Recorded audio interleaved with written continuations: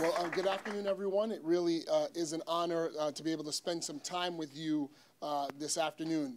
You know, one of the things that I'm be touching upon today is the importance that I value in engaging with our community. And so opportunities like that are consistent with my vision of what we should be doing, not only in the U.S. Attorney's Office, but in the Department of Justice more globally. So I do appreciate you all taking the time out of your respective busy schedules to meet with me, and I hope to meet and develop new friendships and partnerships through this afternoon session.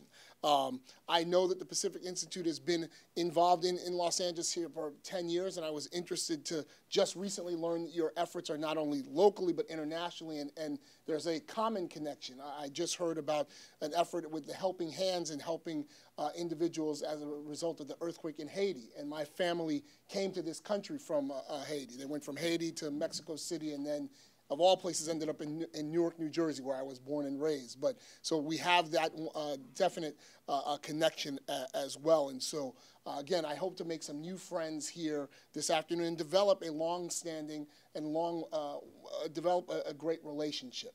You know, my hope, at least for this afternoon, is to be able to share with you a little about what we do at the U.S. Attorney's Office. You know, one of the great things about this job, and I believe one of my core responsibilities, is to share with folks the great work that people in our office do each and every day. And that's why I try to spend a lot of time engaging with all the various communities that are represented in our district. And so to give you a sense of sort of what we do and some of the priorities that we've tried to establish since I've become U.S. Attorney, let me tell you first about what is known as the Central District of California. There are 93 judicial districts throughout the country. They are designated for in various ways. You know, Congress and others have sort of split up the pie, if you will, throughout the country. In California, there are 4 districts: the Northern District, which is in San Francisco; the Eastern District, Sacramento; the Central District is considered Los Angeles; and the Southern District is the San Diego area. The Central District of California happens to be the largest federal judicial district in terms of population. We represent, on the one hand, what might be considered a small number of counties, 7 counties, but those 7 counties encompass close to 19 million people. We go as far north as the San Luis Obispo County, going down to Santa Barbara, Ventura, to the east, the Inland Empire with San Bernardino and Riverside, Los Angeles, and then Orange County. And in our office, as Atalia indicated, that we have approximately 265, if we get lucky, 270 or so attorneys that represent the federal government in all criminal and civil litigation. Approximately 200 or so of those lawyers deal primarily with the criminal litigation that occurs in the district, and the remaining 65 to 70 lawyers are split amongst our civil division, which has about 60 or so lawyers, and our tax division that has about 10 lawyers. So you can imagine, if you just sort of do the numbers, 200 or so, 265 lawyers to represent a population of $19 million. That presents a host of challenges. Hi, how are you? A host of challenges, and it demands really that U.S. attorneys establish a series of priorities that ultimately are responsive to the needs of the district. And so I'll talk to you now, if I could, a little bit about some of the priorities here locally in this district and certainly nationally. First and foremost, the reality of it is that as it relates to what we do in our job, the ultimate priority is public safety. That has to be first and foremost for any U.S. attorney in any part of the country and for the Department of Justice nationally. Now, public safety is a broad umbrella, and it means a lot of different things to a lot of different people. But let me talk to you a little about what I think that means specifically as it relates to the Central District of California.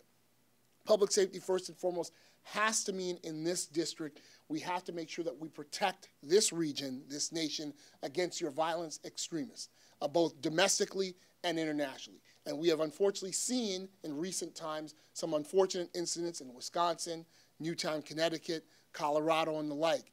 And it's interesting because I get asked often, what keeps me up at night? And the reality of it is it's those issues, those violent extremists that we have here in this country that seek to do harm.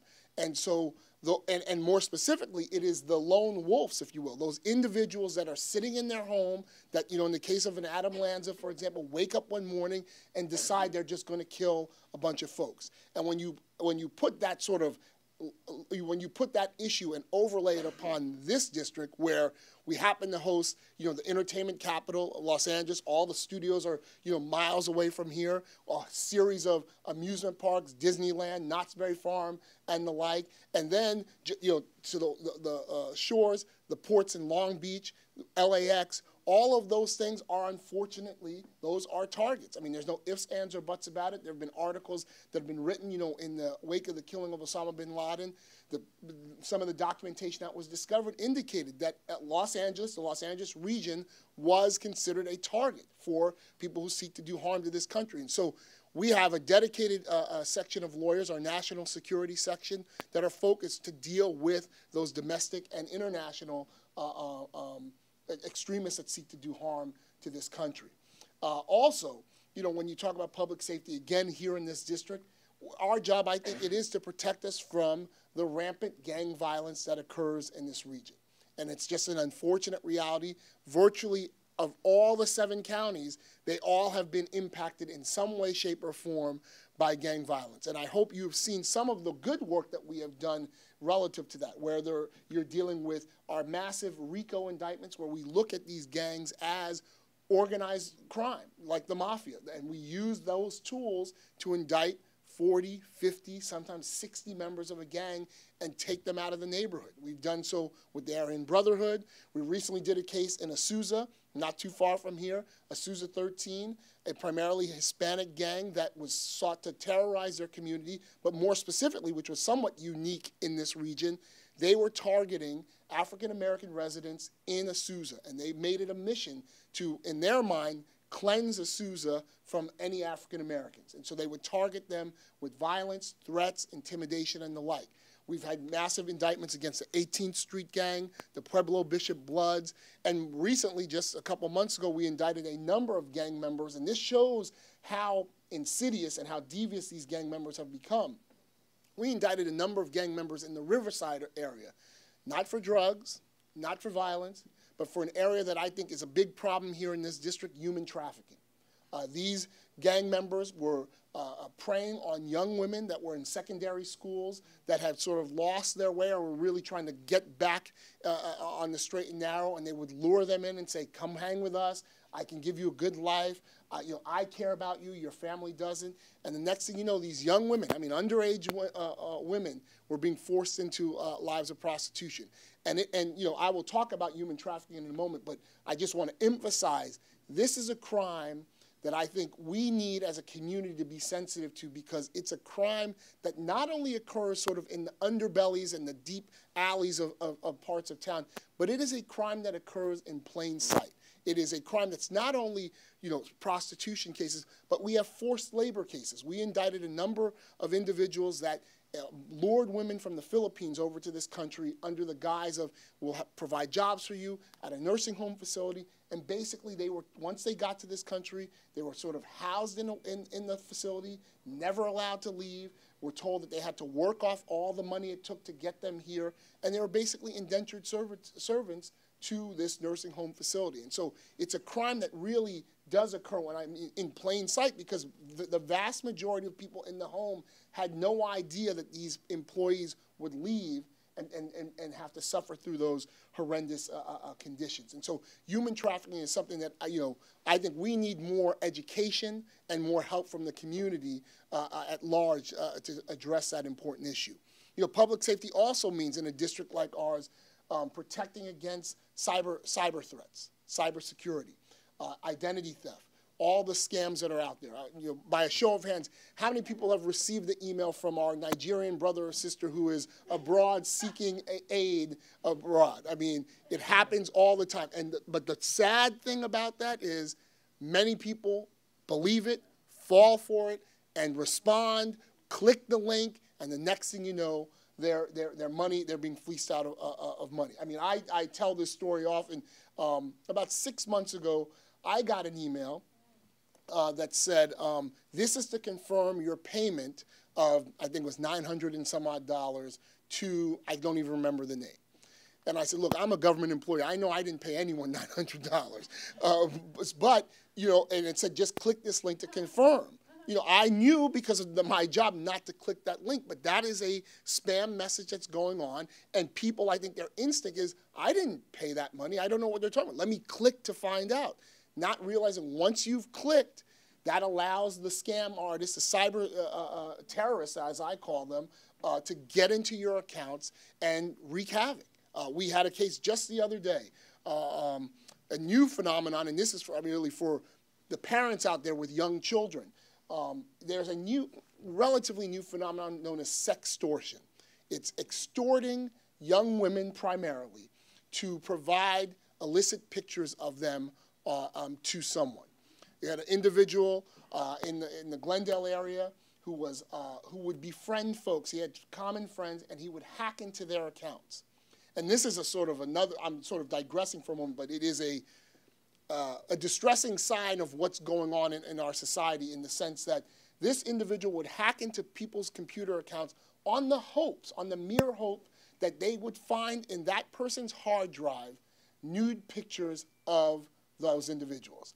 And lo and behold, unfortunately, they did find nude pictures, which makes me wonder who is storing nude pictures of themselves on their computers. But apparently it happens enough that this defendant, we believe and we allege, extorted 350 victims, which means he got into these computers, found the pictures, then emailed them and said, I'm going to post this picture on your Facebook page. And the only way I will not do it is if you send me another nude picture of you that I can keep. And did that to, we believe, at least 350 victims. And so, you know, there's a whole host of tips I could provide to you, you know, about, you know, changing your password every 90 days, you know, putting tape on your on the camera on your computer when you're not using it, and shutting it down and idle, things like that. But these are, you know, these are genuine threats. You know, we've all heard about the group Anonymous. Anonymous recently hacked into the Department of Justice computers. These are the kind of things that we have in our cyber and intellectual property section. We've got about 8 lawyers that deal with these types of cases.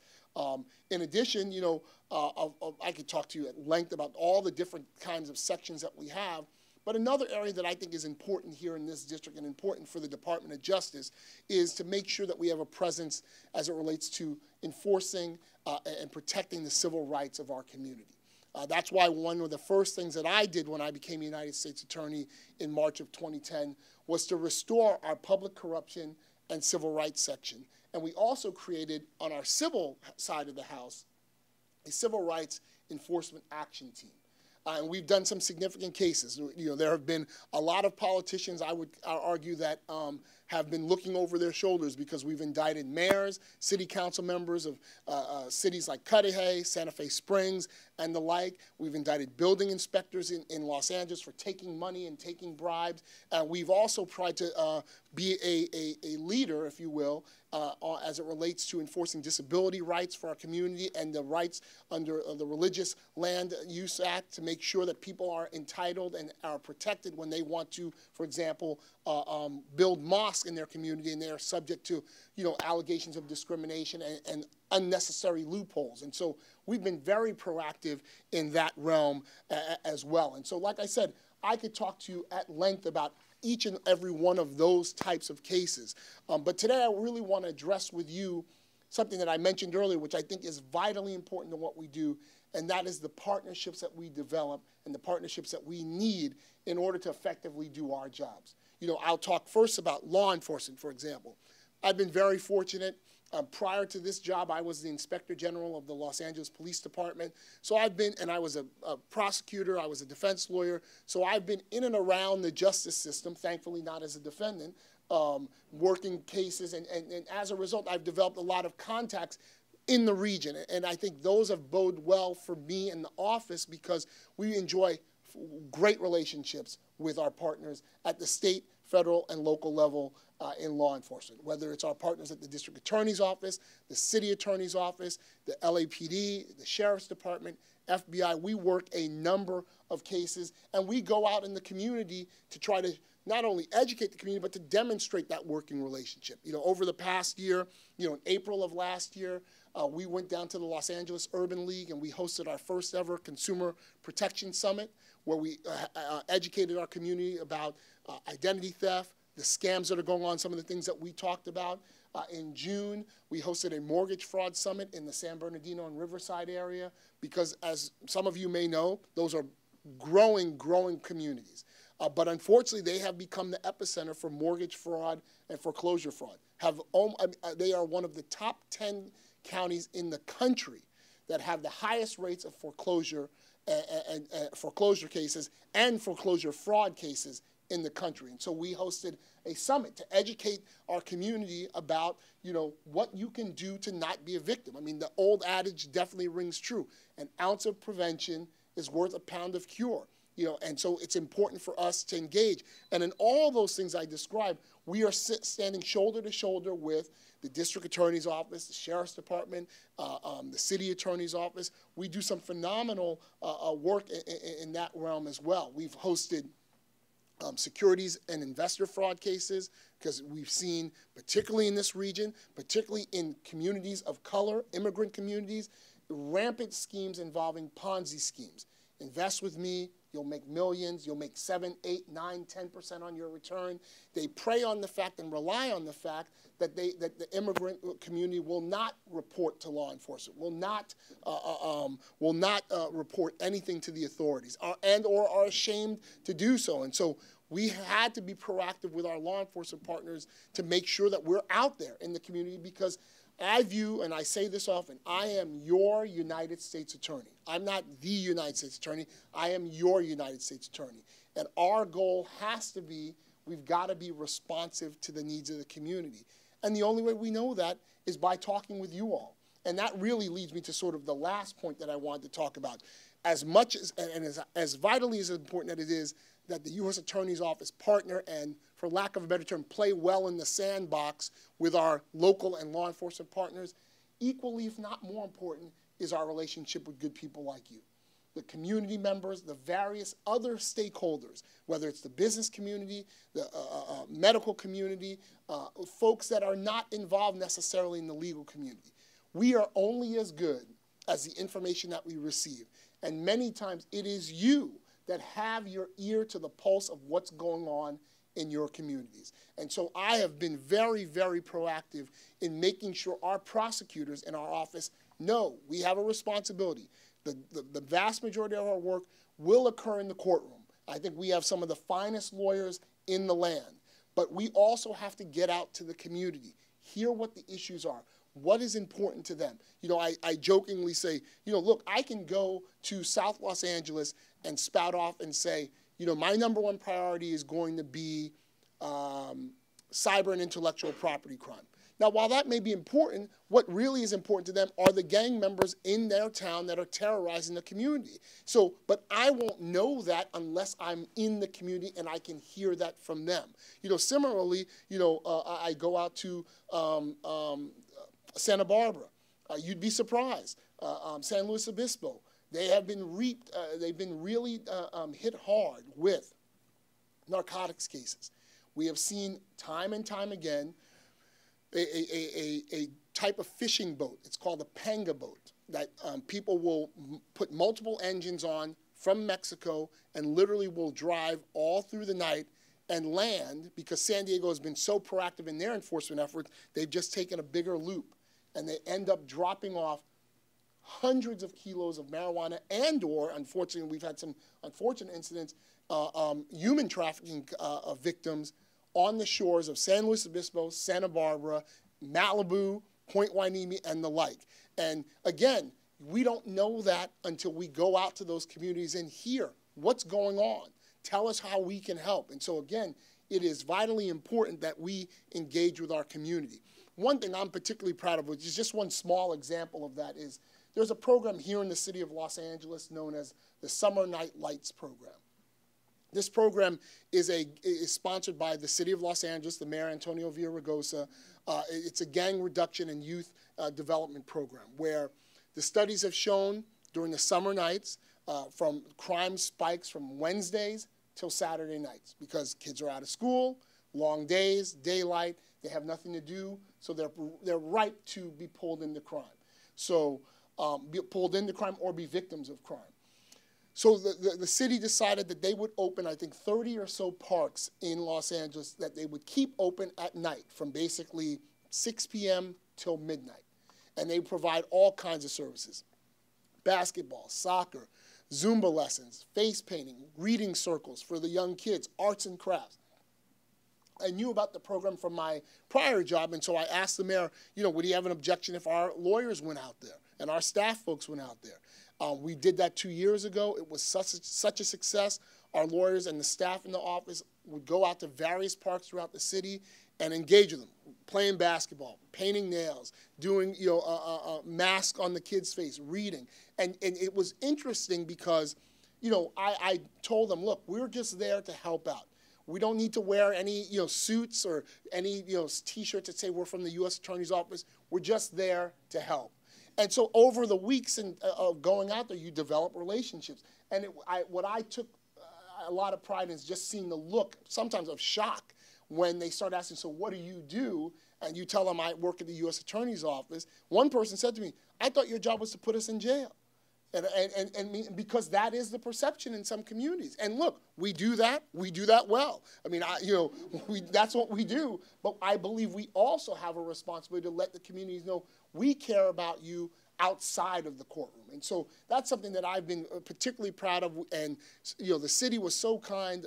They asked us to come back again, and we've adopted a park, the Jim Gilliam Park over on La Brea. Is it La Brea or La Cienega and Rodeo? La Brea and Rodeo.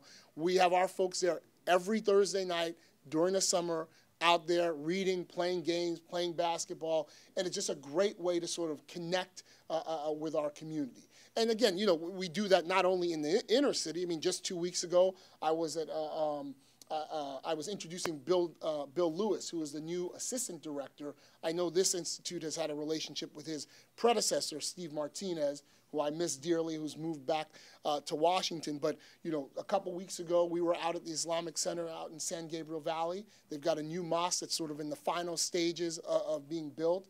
And we spent the afternoon out there talking to them about what we do, but more importantly, hearing from them. What are the issues that concern them?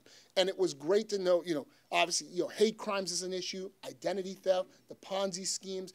And so my hope is from fostering that relationship, we will do a summit of some type out at that mosque. And so, again, this is all about sort of connecting and engaging with our communities to make sure we are ultimately doing what I think our #1 job is, being responsive to the needs of the district. And so I just want to thank you for allowing me the opportunity to speak with you this afternoon. I certainly look forward to all the great work that I think we can do together. And if there's time permitting, I'd open it up for questions, and I'll do my best to try to avoid answering them. So, so thank you.